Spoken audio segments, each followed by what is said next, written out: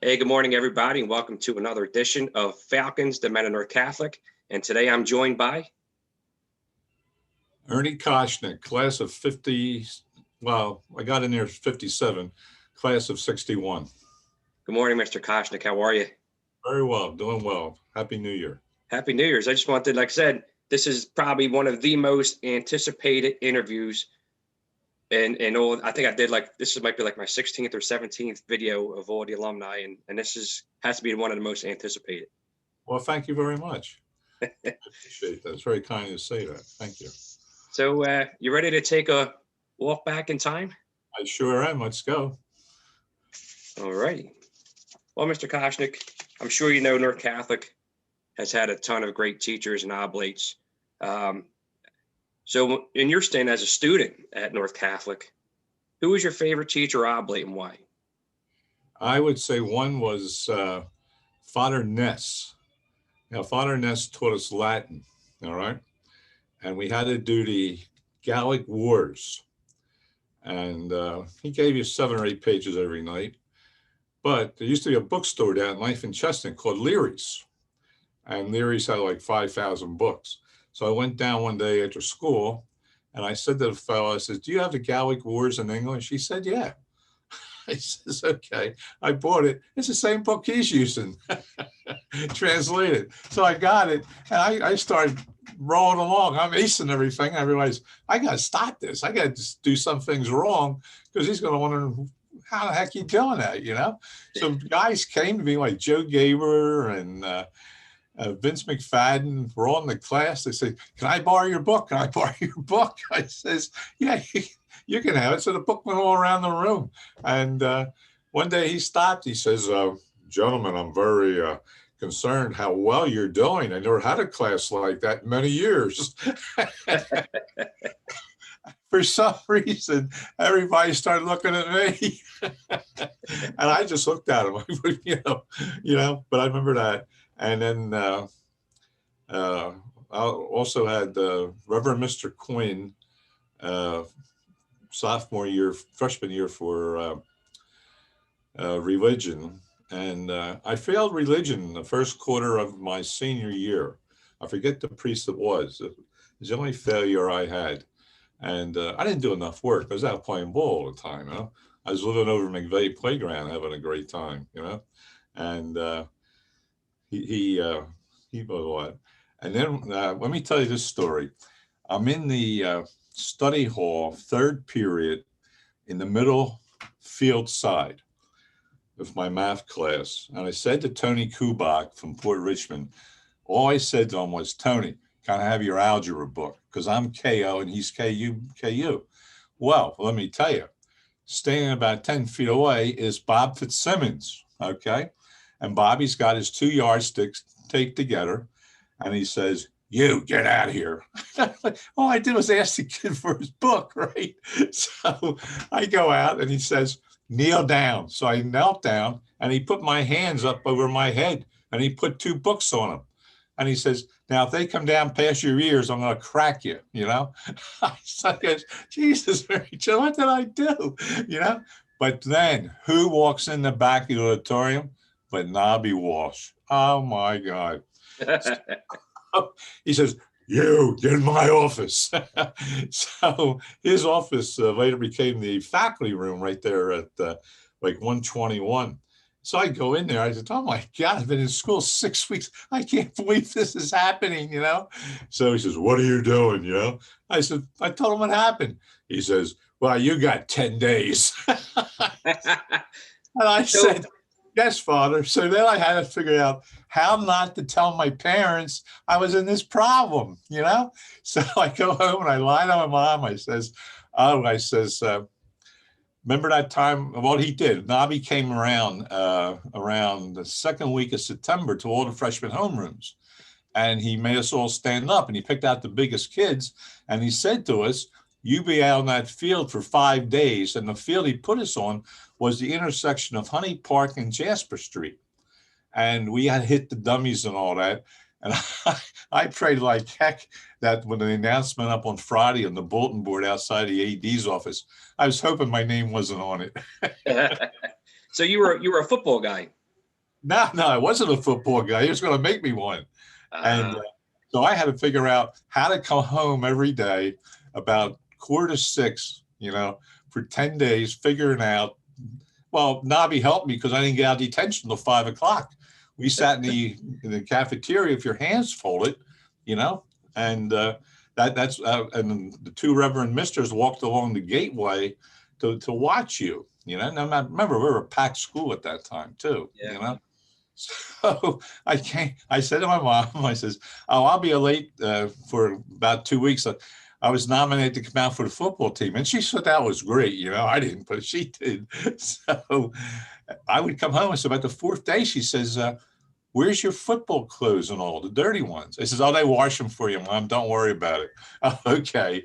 So that was the one thing I remember with Nabi was, "Oh, I asked Tony Kubak from Port Richmond." I said, "Tony, give me your book, will you?" Oh, heck broke loose. That's great. So we all know that North Catholic, like I said, Metch had some great sports teams and some clubs.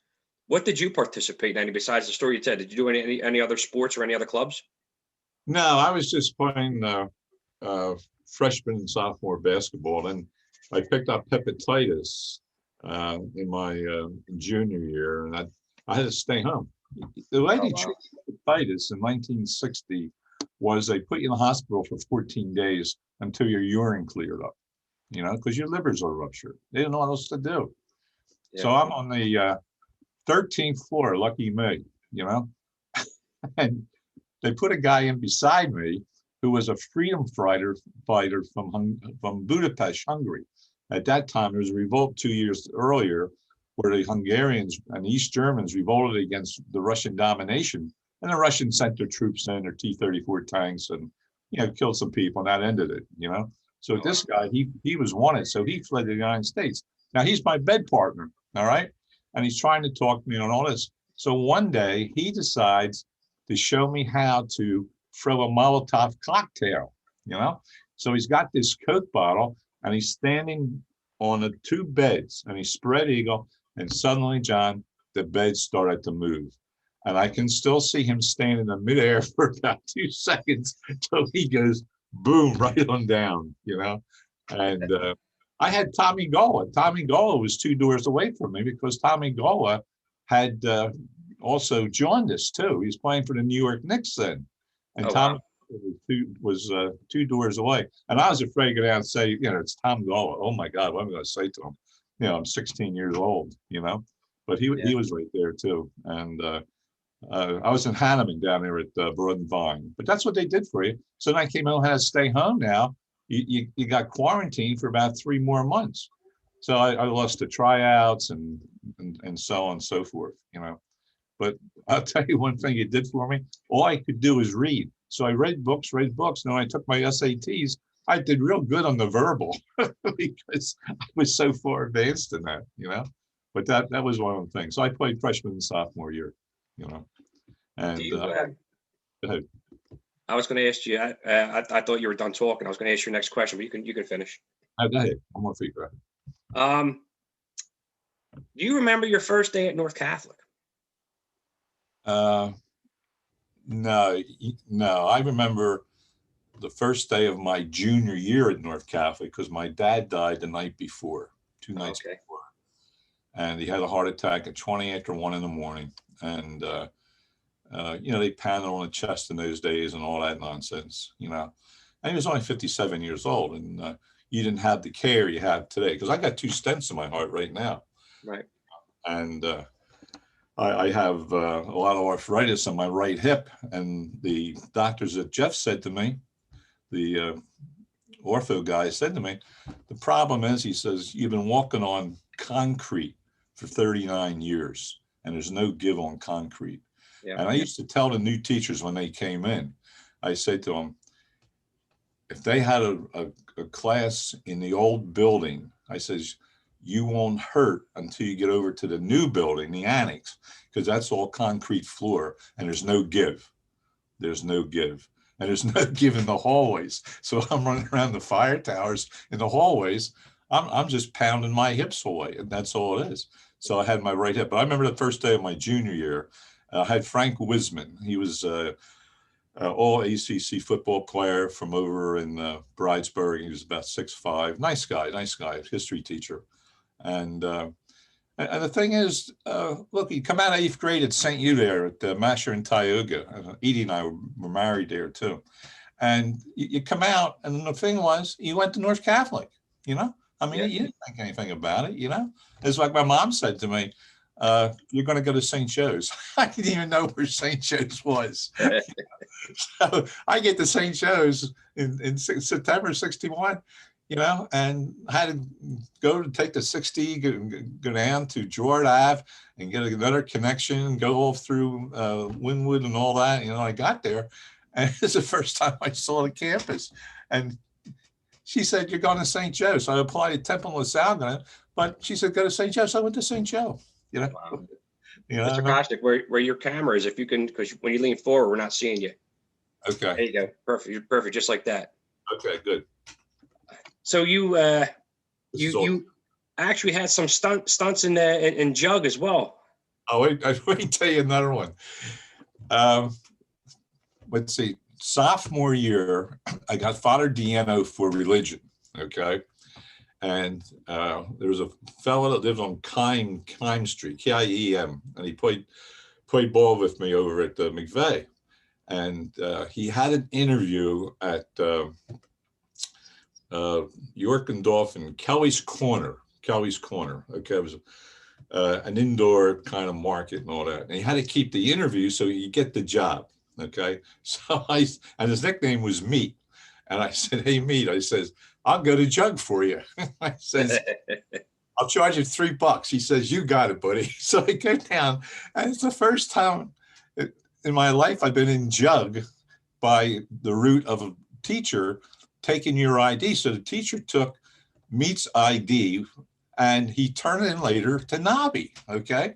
So they would come along and put your ID in front of you to know who you were. And I'm going, oh my God, my ID isn't there. It's McDonald. It's over, baby. Crucifixion time. So I'm sitting here with my hands folded, a good little soldier looking straight ahead, and here they come. And he puts it, the guy comes to me, he was a Reverend Mister, and all of a sudden somebody starts giggling onto my right. Well, he flies over there, takes the kid's head, pounds it on the desk, you know, and the kid like that, you know. I mean, there's these two guys taking care of about 200 guys, you know, kids, you know. That's the way you did things. So he comes back and he starts with the boy next to me, and he leaves McDonald's ID in front of me and doesn't even check the photo on it, you know. The next one, you know, I practically had diarrhea. I said, so Meat comes in on Monday morning, and I says, you know, Meat, for what I went through on Friday, I should charge now. $10 is a lot of money in 58. You know, it's a lot of money. I said to him, I'd charge you $10. I says, for what I went through. I says, I thought I was going to have a heart attack down there. You know. How do you feel that North got you where you are today? Oh, very well, very well. I have to credit the Ovoids. They really did a great job on this. They really kept us intellectually pursuit. I mean, it was very good. I had a good basis. I had a good basis when I got to St. Joe's, and you know, any transition you're going to make, you know, you can't be 100% prepared for it because certain schools stress certain items to you. You know, like some school might be a math-oriented curriculum and so on. You know, but I was set at St. Joe's. I mean. There's about 7 of us from north that went to, I say north with that, Kensington, NORF, you know? Yes.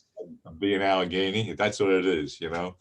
And when I first started going with my wife, she said to me, she looked at me, I said, that's right, I'm pronouncing it NORF, you know?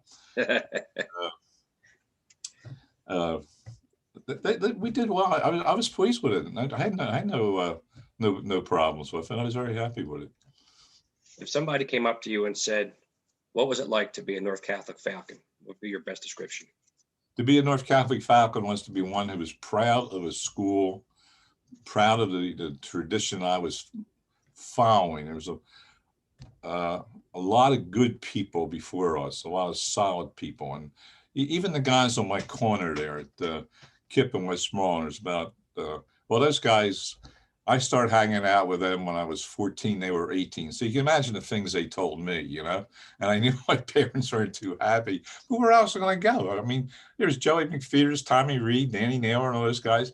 And, you know, they happen to be 18, and you learn things at that age that like a 14, 15-year-old shouldn't be learning, you know?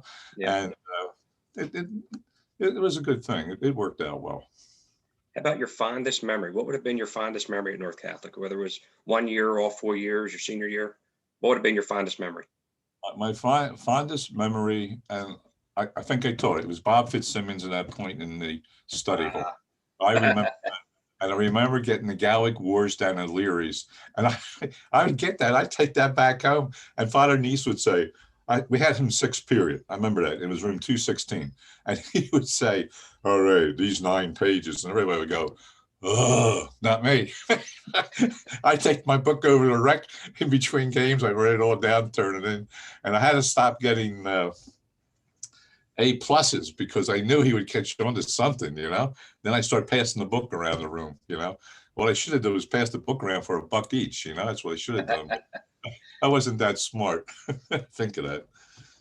Ernie Koschineg as a student compared to Ernie Koschineg as the teacher, disciplinarian. What are the differences in the two?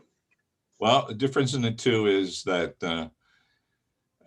well, let's hold it on the difference. It was the sameness. Well, the difference as a student was, you know, you had a certain regimen you had to follow because we had a lot of kids there. I mean, you know, we just came off those split schedules where they had the annexes down at St. Joachim's and St. Anne's, and we were packed. I mean, the place was packed. So you had a certain decorum you had to maintain, you know. And I remember starting in 1966, I taught Spanish for 6 years, from 66 to 72. And I'll tell you what a blessing, John. The book they gave us, the book they were using, Father Fleck, he was my department chair, Ray Fleck. What he was doing, he was using a book from the Spanish book. It was a new edition book, too. It was all about Mexico. Every page was about Mexico. And I lived in Mexico for 6 months in 1963 as part of a co-op with St. Joe's. We were supposed to go down. I was in international business. So I was going to be the next Donald Trump of the world, you know. And so I went down and lived in Mexico for 6 months, 5.5 months, you know. But I had this book, and I'd look at the book and I'd say, geez, I was here in Cuauhtémoc. I was in Xochimilco, you know. I was in Veracruz. I was all these places. So, you know, when you're teaching, you get a situation where the students you're working with aren't as conscious of good, how should I put it, good health habits, you know? Mm-hmm. The student will come up to me and say, hey, Mr. Koschineg, what's the answer to this, you know? And they cough right in their face. So teachers have a tendency to have a lot of sore throats and sickness, you know? Now I left North Catholic in 2010. I had 655 school absentee days. They only paid you for 300. But anyway, I'm sitting in class and I'm looking at this book. I said, I've been everywhere. So I would come in some days and, you know, you have a sore throat or something like that. I would say to kids, hey, open up to page 296. I want to tell you about the pyramids outside of Mexico City, you know, and a group of guys, they were all from Port Richmond. In 1970, they went to Mexico. They actually went to Mexico, sent me a postcard from there. And they went to Acapulco like I did. They went to Chichen Itza down in the Yucatan like I did, you know. And they spent about 3 or 4 weeks in Mexico. And they came back, and I had them come into my class in 1970, 71.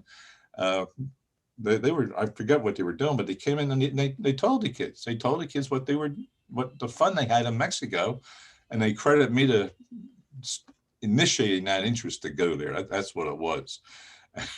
I was worried about them because, you know, it was something, if you fool around in those countries, you know, they just throw you into the cell and just lock the door and go away. Because in those countries, John, even today, you don't get a mattress to sleep on. Your families have to provide you a mattress to sleep on a bed whether you're in Peru, Ecuador, and so on. So you have to really, in a way, toe the line, because it's not a really great environment to exist in. Yeah. So let's switch over to your time as a disciplinarian. How did you feel taking on the role as dean of student, as being a student, and knowing the kind of role that you had to go into? How did you feel about taking on that role as dean of students? I've always said this from day one. I inherited a school that had a great discipline code and a great relationship between oblate, student, and lay teacher. It was very, very good. And the transition was very easy because Jack Friel had laid the basis with the oblate, name and Father, Son, Holy Ghost, amen, the direction of intention, that was the key. And I inherited. Now, the first year is hard for anybody coming in that makes a transition as a so-called dean of students, disciplinarian, because you bring in your own set of philosophy on what you want to do things, And I was working a game. I don't know which game it was down the pit, and I walked from one part to the other, and I got booed. Boo, I said to myself, "Hey, I'm doing a good job." Yeah.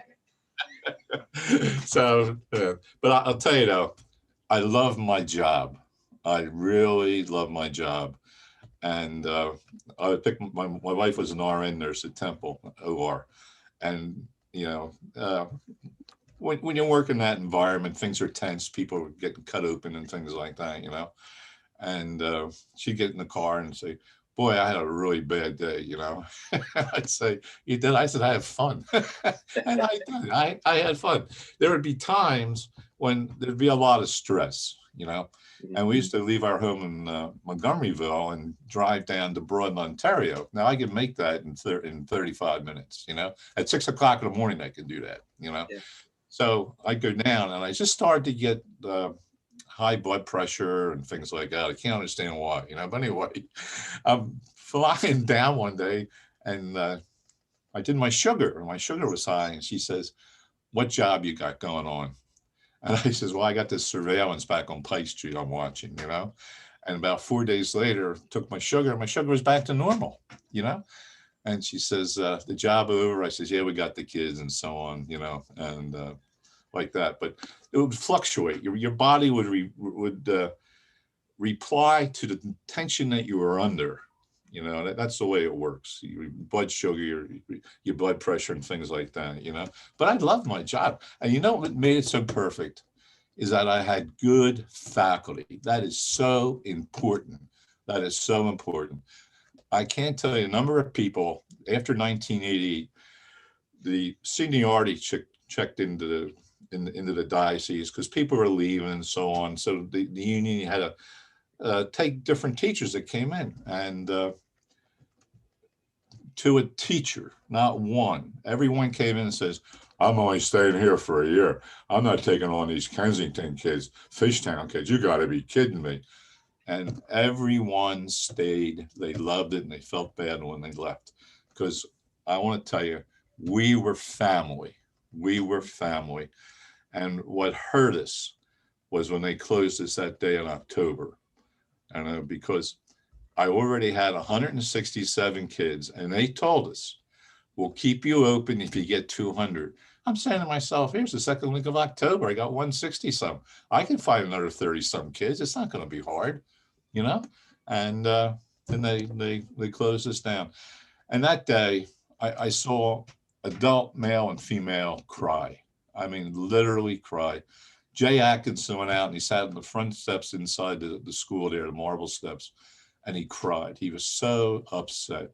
And I had other people, they just were really, really upset.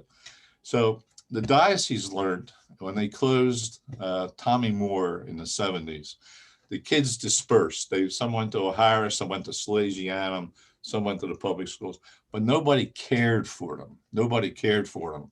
So they asked me if 2 years if I would travel around and look after the Doherty and North Catholic kids. Well, the Doherty kids would say to the North kids, "Hey, what's this guy like?" And they said, "Oh, he's okay. He's all right, So I got to know him, and it was the first year was very, very strong.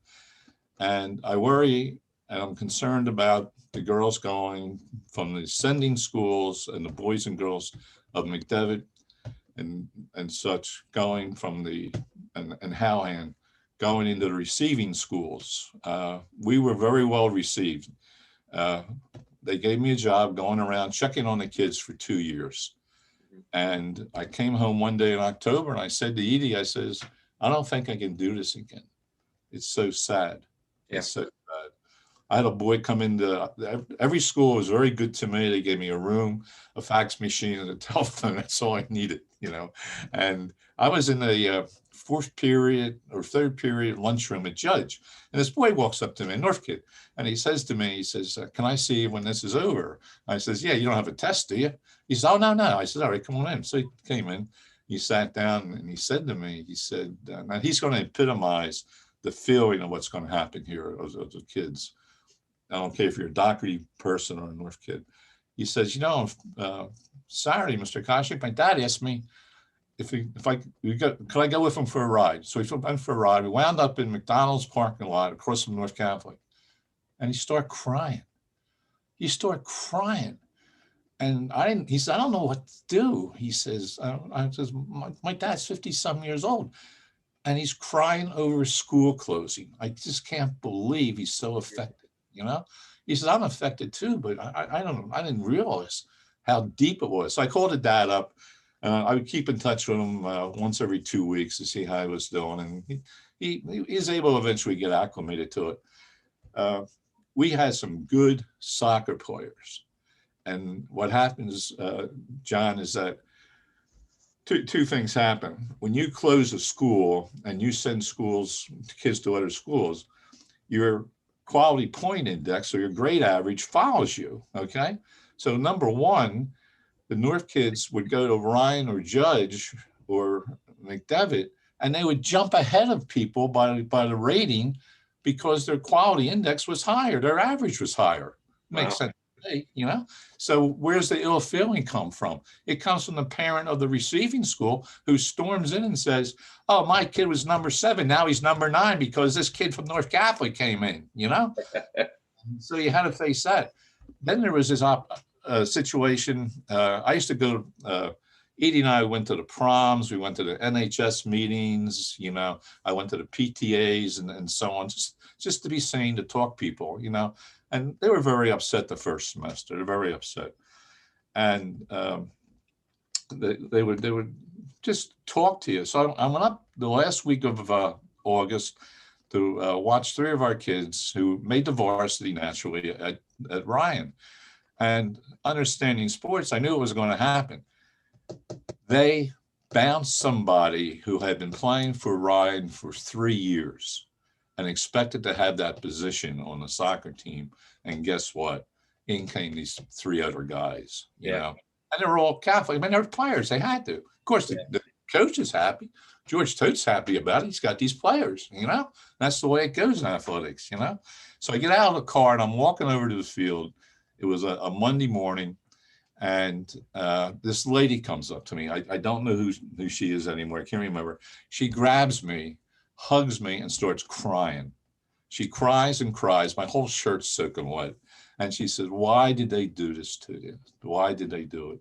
So I talked with her for a while. I don't know how much headway I made with the lady, you know, but that's what we were going through. It was a terrible time. It was a terrible time, you know, and my teachers were affected too. We sent the largest bunch up to Judge, 11 teachers up to Father Judge. Some retired after a year, 2 years like that, you know. But I want to say overall, the diocese did the right thing in the sense of sending somebody out there to look after the 2 schools that they closed, because those kids needed the help. They really did. And I was able to help them. I was happy for that. That's one of the things I remember about North Catholic, particularly, how we were able to help kids that needed help. And, you know, what happens, John, think about the 2 sending schools. Now you got Howland, McDevitt, okay? Now, if you're a senior, here's what happens. Number one, you got to get a new school uniform. You're going to wear for 7 months. Okay, that's a monetary outlet right there. Okay, Number two, you have to get a new means of transportation. Now, when I brought the kids together, uh, when we were starting to close, I would tell them, if you're going here, going there, fine.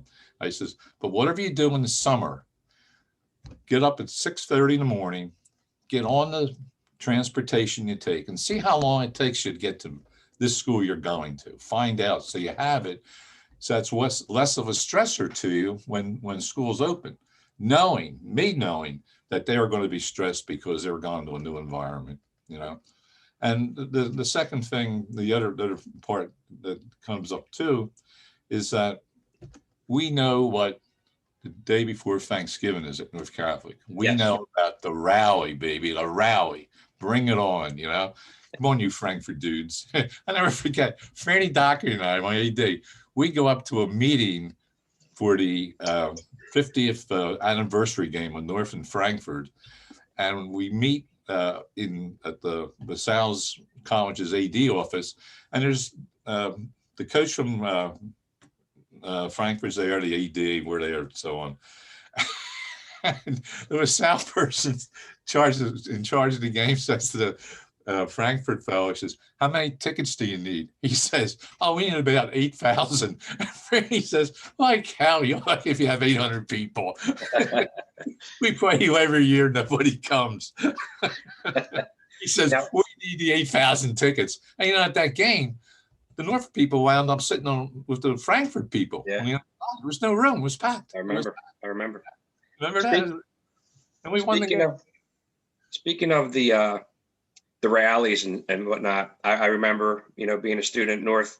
I mean, and I'm sure you can agree that Pitt was absolutely probably the loudest gym in the Catholic League. So we're in there for the North Catholic rally, and you're up to come up there to talk to everybody and say your speech, get us all fired up. Everybody starts chanting Ernie. How does that make you feel? I mean, like I said, this is the loudest gym probably in the Catholic League. What goes through you? Like, how are you receptive to that? Makes me feel wanted. It really does.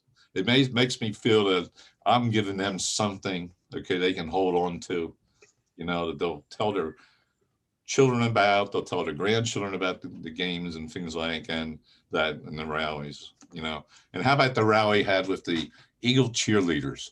I wasn't there for that one. What year was this? I can't remember, but I was scared to death. The student council, I can't remember, it was Daughter Dalton or so on, okay, to bring the cheerleaders in from the Eagles, okay? Now, catch this thing now. You got 18 girls, you know, young women running down in their outfits, okay? Yes. Down the steps. You could bring your friends at that time. So guys would come from all over the goddamn place. I can only imagine. See this, you know? And you got these kids all full of testosterone. They're ready to go. And here they go. Let's go, Eagles. Oh, my God. Oh my God. Yeah, I'm saying to myself, what else could go wrong here? Oh, my goodness, you know? Nothing went wrong, you know? And the girls performed. They did their acrobatics and all that. We gave them a nice, I never forgot that. That was quite an affair. And I'm sure we can all probably guarantee that one student probably asked for a phone number. Or two. Or two. Hey, so I wanted to touch base on you on one thing, a story that you told us. If you remember, it was me, you, Mr. Green, and we were able to get a limo ride. We were stuck for a ride going down to Northlands. I believe it was 2015. Yeah. We got down to Wildwood and we sat inside. I believe it was Westies. And again, I'm sitting here with the gentleman. Number one, I took a ride and sat down with one of the most iconic persons, yourself, at All North Catholic. And I didn't know how to react. But you told us a story of about the time, like I think you started to mention you and your wife were driving, I guess, to work, or you were taking her to work.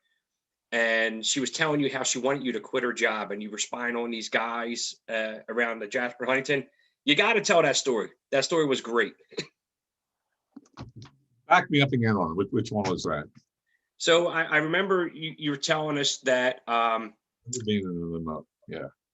I believe you said that you were, I think you and your wife were in a car, or you got in a car, somewhere along that lines.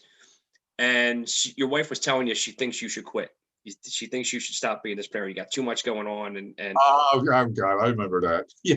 and then you allegedly jumped on a car or something like that. Now this is the true story. Okay, We want to hear it. Everybody wants to hear it. okay. Here's what happened. There's a roofing guy with about 4 or 5 contractors to work on top of Gagnus's roof. All right. And they're watching this kid get into this green Impala. And guys would walk up to him, he'd put the window down, and they would see money going back and forth. Now, we didn't have any cell phones. Okay. We had no cell phones. All right. So he would call me up and tell me, we've been watching this crew now for these guys for about, 2 or 3 days. And they're probably selling joints or something like that. I says, okay. So I go up out the front of the school around, and I get up to Pike Street, and I start crawling along the side of cars on the street side. And I look up at the guys, and the guys on the roof are looking at me, and I'm going like this. I put my hand on my, keep quiet, And sure enough, there's this boy, he's in this green Impala, and there's 2 or 3 guys walking towards him. All right. And I know I need the junk. Like, I have the junk to make a case against this. All right. So I wait. And suddenly I see the money come out going, and I run up in between the cars. Now, as not knowing this, at the same time, the guys on the roof are coming down to help me with the other 3 guys in case something happens. All right. I don't notice, but they're on the way down the ladders. Okay. So I grab the 3 kids, and I tell them, now, one thing about a North Catholic boy, I want to tell you, you tell him, go stand there, he'll stand there. Especially from you. Yeah, I said, stand here, right? Now, the kid that's in the car, he then starts the car up, and he starts taking the marijuana, putting it down the vents of the air conditioning vents, Now, he's pulling away, and all of a sudden, I felt like Bullet with Steve McQueen, where he's on top of the car going 200 miles an hour, right? The kid pulls out, and I'm spread eagle on top of the car watching him stuff this stuff down, And I said to myself, if he runs the stop sign at Jasper and Pike, I'm a dead man, But I'm not thinking about that because all I want is this junk, So he stops the car. He gets it. I get him out and gets out, and he says, you got nothing. I says, yeah. I says, now realize what's happening is that one of the roofers has put a call into the police. All right. They see me going down. Now we got 3 or 4 sector cars coming to help here. And the problem is when they get out of sector cars, they don't know who the good guys and the bad guys are. They don't know if it's the roofers beating the kids up or the kids in problem with them. So now they got everybody against the fence, but I'm still on top of the car. I'm inside the car now, and I'm grabbing all the marijuana coming out of the vent, putting it in the you didn't get locked up. Yeah, put in a plastic bag, So we get the kids, and they go back, and that fellow, we put him out of school. We gave him a new school address. The other 3 kids, we had the blood tests done, and the parents came in, and they went on narcotic probation they were seniors for 7 months. You knew they're nice kids. They just got a little mixed up, Yeah. And that is a great truth. That was the funniest thing I ever heard. There's more to it. Now we went maybe 500, maybe 400 feet. Okay. All right. And I thanked the roofers for helping us and all that. And they were from Judge and North Catholic. They're all our kind of guys. I said, thank you. Now we go to the faculty Christmas party. Okay, in about 8 weeks later. All right. And now my wife doesn't know about what I did. I didn't tell her about that. All right. And somebody tells her about me going 2 to 3 blocks on top of this car at 40 to 50 miles an hour, which is not true. Not true. I couldn't have stayed on the car when on that fast, because I was holding the cow of the car. I mean, and somehow I would have got thrown off, So now we leave there not knowing that Edie knew about it, right? Okay, so we're driving up Boulevard, and there's a McDonald's at the corner of Cotton Ave in the Boulevard. And she says, pull in here a second. So I said, well, what's wrong? She turned to me and she says, I just found out what you did. She says, you got a 1-year-old and a 3-year-old. You don't give a goddamn about any of us except your goddamn job. That's all you're worrying about. That's all you're worried about. And she says, I love you very much, and I don't want this to happen. I said, look, I'll go in tomorrow. I'll resign the position. I'll get a teaching job. She says, no, I know you. You will find some place wherever you go to do something else because you love your job. I'm so upset. So we got that straightened out, but that's what really happened. How about the one story with, I believe it was Mr. Rega on the L when he forgot that the students held him on? That's another classic.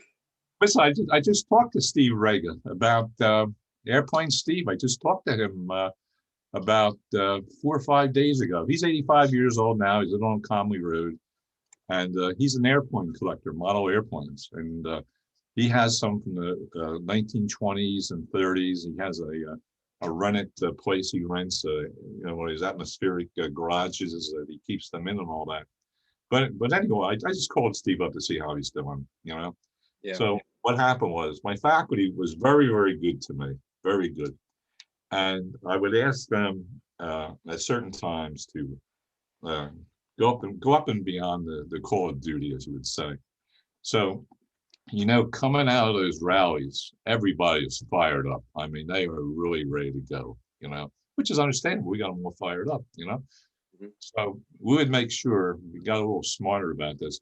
We would not let them go through the schoolyard when they come out of the gym. We made them walk down Frankfurt Avenue so the cold air would, get them exercise and all that. And I would assign teachers at different locations. I would put 3 or 4 teachers up on the L platform, and the kids knew it too. We did this every year.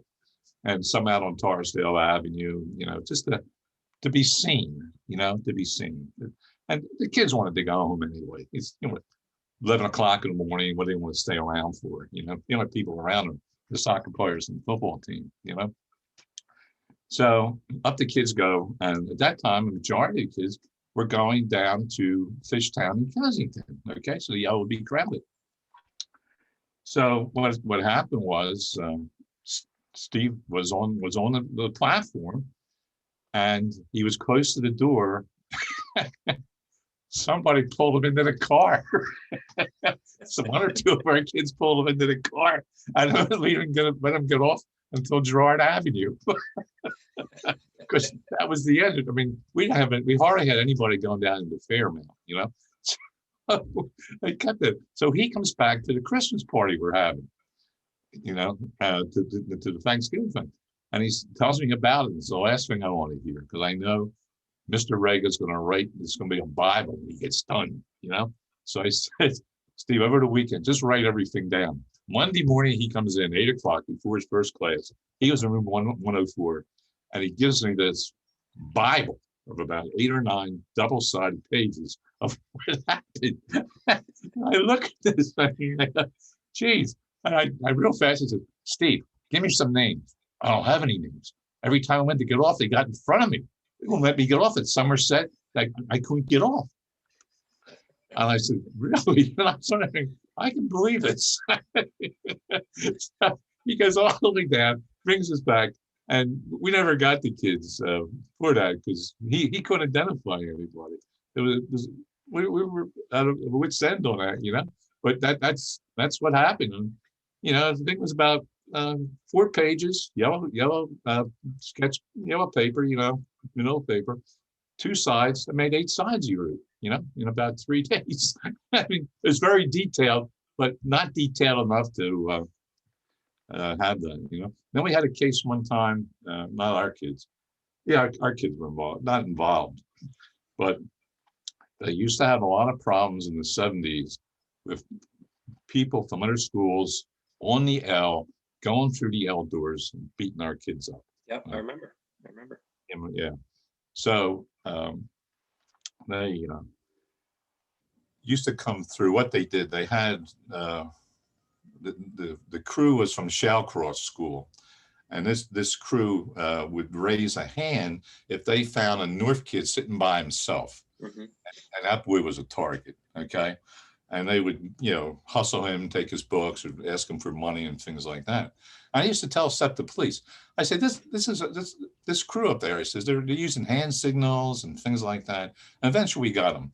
The head of the SEPTA was Joey Tiano. He was a North graduate, and that was the key. He was a North graduate.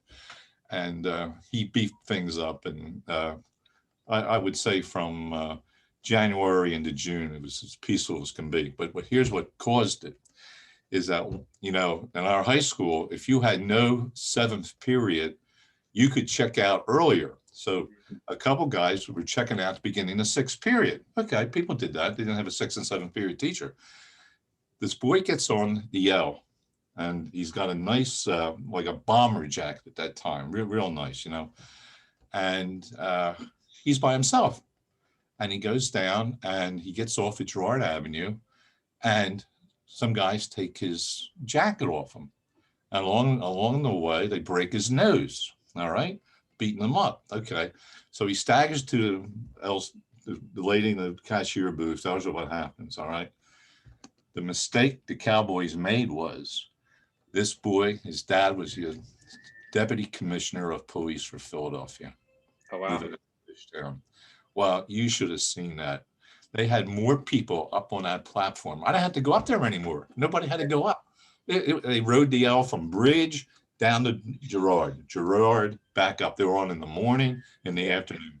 And I want to tell you, for those 6 months, it was beautiful. Yeah. I feel bad for it, but they got the jacket back too, because those characters, they get it and they say, hey, do you want this and that, and the word spreads around the street, and that's how JAD, juvenile aid, picked them up.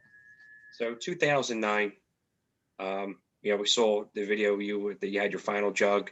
Obviously, it's well known that North Catholic's going to close. You mentioned, the parents coming up to you crying in tears. But what actually goes through your mind being a student at the time and a teacher? I mean, you left a lot behind. You left a lot more than what we did. What actually goes through your mind? What's your feelings when you find out North is officially done?